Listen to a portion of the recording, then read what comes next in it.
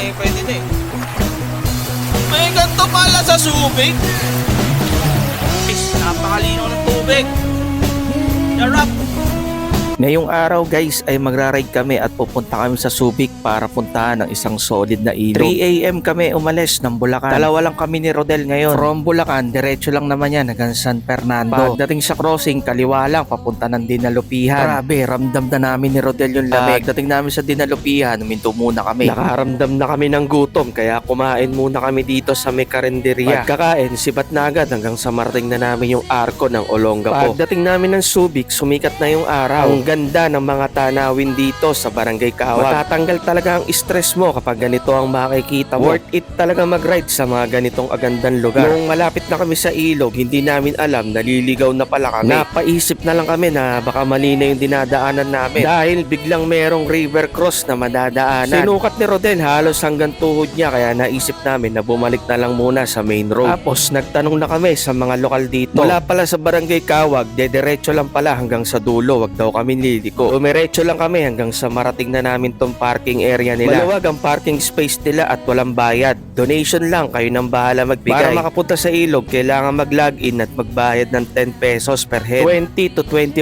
minutes daw ang lakarin papunta sa ilog. Dito pa lang sa bungad, pwede na kayong pumwesto, panalo na dito. Dito sa bato. Dito oh. Ito pa lang eh, pwede na eh. Marami pang pala natin.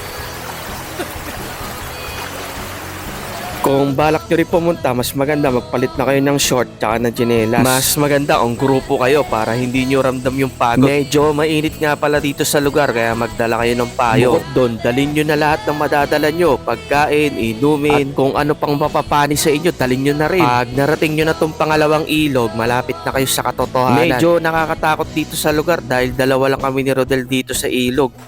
Hollow flight. Ang creepy! Ang creepy dito guys. Oh, may ganito pala sa Subic.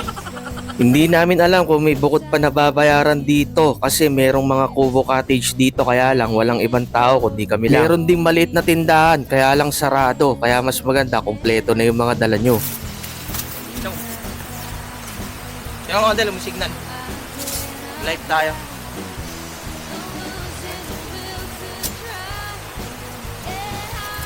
Hey guys, napakalinaw ng tubig. Sarap.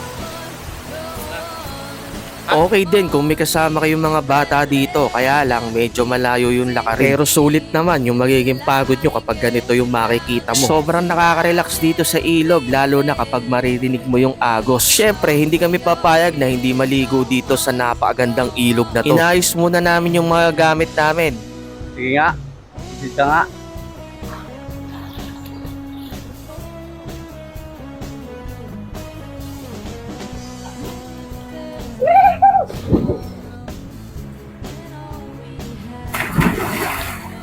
Pinaglabanan River ang tawag nila sa ilog. Located sa Barangay Kawag, Sitio San Martin, Subic, Zambales. Like, follow and share for more videos at subscribe naman sa aking YouTube channel. Hanggang sa susunod na nature trip na lang ulit, no? Maraming salamat.